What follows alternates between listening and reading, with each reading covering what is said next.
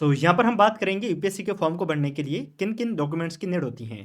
जितना अनुमान है यूपीएससी का फॉर्म हर साल की भांति इस साल भी फ़ेब के फर्स्ट वीक के आसपास में आ जाएगा। अगर आप हर साल यूपीएससी का ट्रैक रिकॉर्ड देखेंगे तो आपको पता चलता है कि यूपीएससी करीब-करीब 10 फ़ेब के आसपास में अपना नोटिफ़िकेशन रिलीज़ करता है। तो हमारे पास में अभी 1 महीने का टाइम है।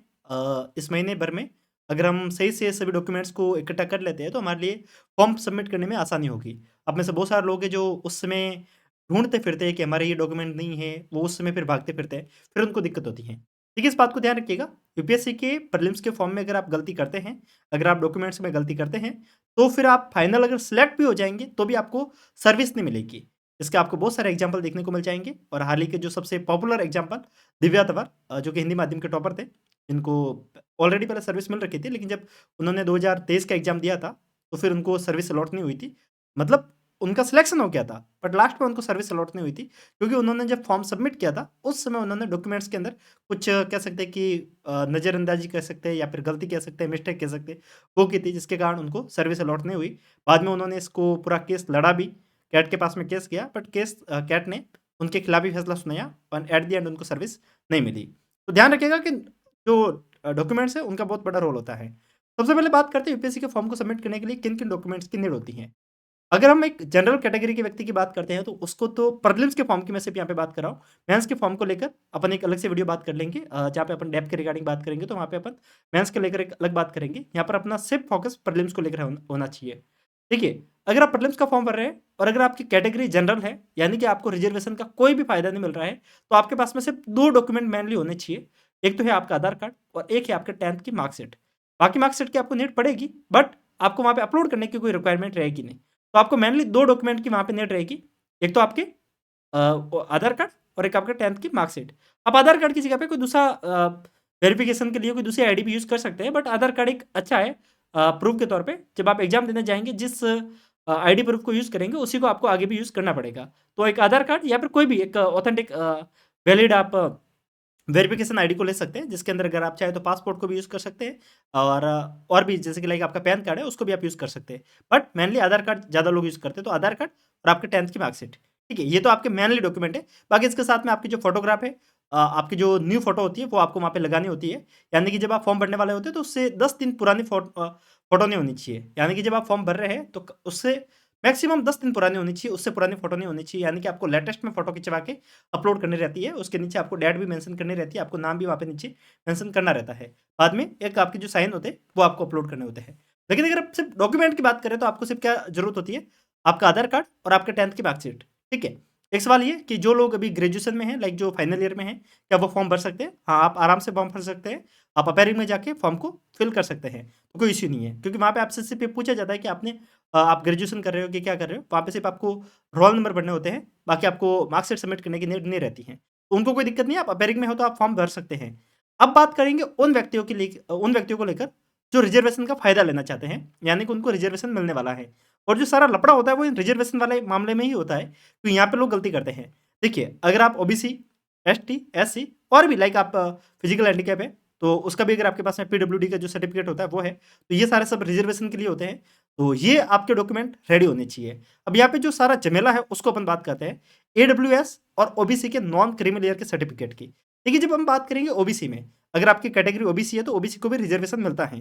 और आपको अगर आपने पॉलिटी को थोड़ा ढंग से पढ़ा है तो आपने एम नागराजन केस को पढ़ा होगा, आपको पता होगा। उसके बाद में ओबीसी में 2 गुट बन गए थे, क्रीमी लेयर और नॉन क्रीमी लेयर।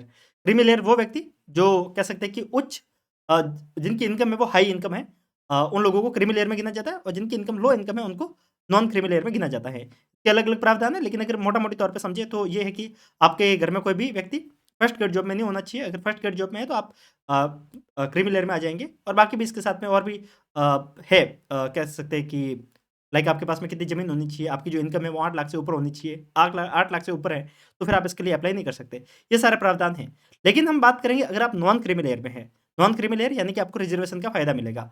रिज़र्वेशन का फ़ायदा आपको मार्क्स में भी मिलेगा, साथ में आपको एज रिलैक्सेशन में भी मिलेगा, तो 2 जगह तो मेनली आपको फ़ायदा देखने को मिलता ही है। अगर आप नॉन क्रीमी लेयर से हैं, तो आपको हर साल आपके नॉन क्रीमी लेयर के सर्टिफ़िकेट को अपडेट करने की नीड रहती है। साथ में आप जब फॉर्म भरेंगे वो आपके सेंट्रल लेवल का होना चाहिए। अब काफ़ी लोग गलती क्या करते हैं कि जब वो ओबीसी का सर्टिफिकेट लगाते हैं तो वो स्टेट का सर्टिफिकेट को लगा देते हैं। आपको ध्यान रखना होगा कि जब आप ओबीसी का सर्टिफिकेट लगाएँगे तो वो आपका सेंटर का होना चाहिए, ना कि स्टेट का। और एक बात, आप जो फॉर्म लगा रहे हैं वो इस वित्त वर्ष का होना चाहिए। यानी कि अगर आपने आपके सर्टिफिकेट को पिछले साल जनवरी में बनाया था तो वो वैलिड नहीं होगा। अब आप जब इस साल जब आप फॉर्म लगाने वाले हैं, मतलब जब 2025 का जब आप फॉर्म लगाने वाले हैं, तो आपको जो सर्टिफिकेट यूज़ करना है वो वित्त वर्ष 2024-25 का ये वाला यूज़ करना होगा। तो अगर आपने कह सकते हैं कि 1 अप्रैल 2024 के बाद में अगर आपका सर्टिफिकेट बना हुआ है, तो वो वैलिड रहेगा। उससे पहले कोई भी आपका सर्टिफिकेट बना हुआ है, तो वो वैलिड नहीं रहेगा। तो मोटा-मोटी समझिए कि अगर आप नॉन क्रीमी लेयर से बिलॉन्ग करते हैं, तो आपको आपके कास्ट सर्टिफिकेट को अपडेट करवाने की नीड रहेगी। और जो सर्टिफिकेट होगा वो किस कैटेगरी का बनेगा? वो आपके सेंट्रल लेवल का बनेगा। मतलब OBC non creamy layer centre का सर्टिफिकेट बनेगा। तो इस बात को आप ध्यान रखिएगा। बनता कहाँ पे? आप आराम से पता कर सकते हैं। अगर आप चाहें तो आप अपने आस-पास में कोई मित्र वाला हो, उससे बात कर सकते हैं। हर एक स्टेट के हर एक जिले में अलग-अलग रूल होते हैं, बट मोटा-मोटी तौर पे जो सेंटर का जो सर्टिफिकेट बनता है, वो एसडीएम ऑफिस से बनता है। बाकी आपको अपने स्टेट के कुछ एक रूल है, उसको भी आपको एक बार के लिए जानना होगा। एक बात तो ये। अब दूसरी बात करेंगे ईडब्ल्यूएस को लेकर। ईडब्ल्यूएस वालों को भी अपने जो ईडब्ल्यूएस का जो सर्टिफिकेट बनता है, वो अपने इनकम के बेस पे बनता है, ठीक है?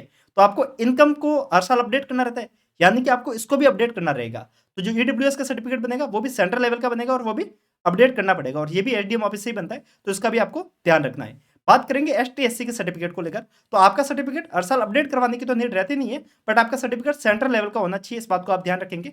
स्टेट लेवल का नहीं होना चाहिए। सेंट्रल लेवल का अलग है, स्टेट लेवल का अलग है। तो इस बात को आप ध्यान रखेंगे, ठीक है? बाकी जो हैंडीकैप स्टूडेंट है, जिनको पीडब्ल्यूडी का जो रिजर्वेशन का फायदा लेना है, तो आप अपने आसपास में जो नियरेस्ट जो भी आपके रूल होते हैं, लाइक आप अपने डॉक्टर से कंसल्ट करके जो भी यूपीएससी के प्रावधान है उसके अकॉर्डिंग अपना सर्टिफिकेट बना लीजिएगा। ये आपको बहुत अच्छे से पता होगा अगर आप इसका पहले से फायदा लेते आए हैं तो।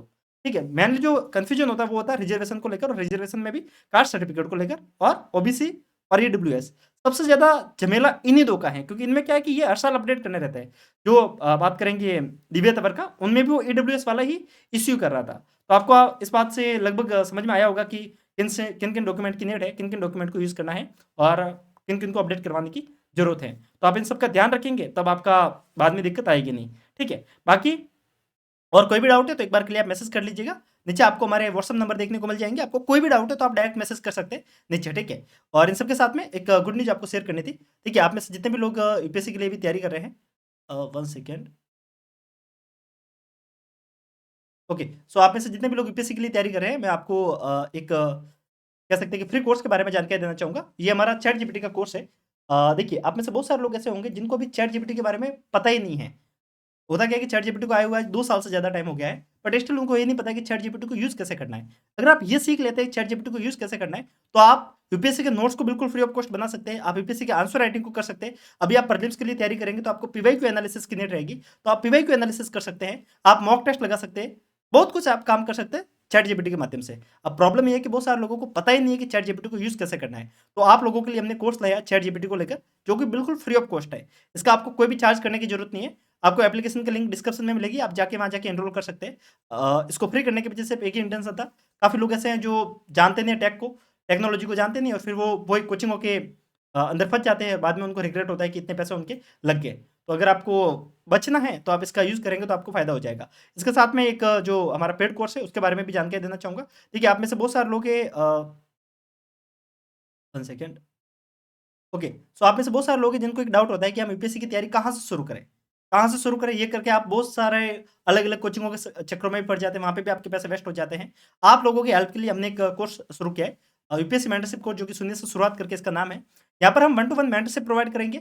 साथ में यहाँ पर आपको एनसीईआरटी की क्लासेस मिलेगी, आपको 90 डे चैलेंज देखने को मिलेगा, यानी कि आपको 90 दिनों में एनसीईआरटी कैसे पढ़नी है वो सब कुछ यहाँ पे मिलेगा।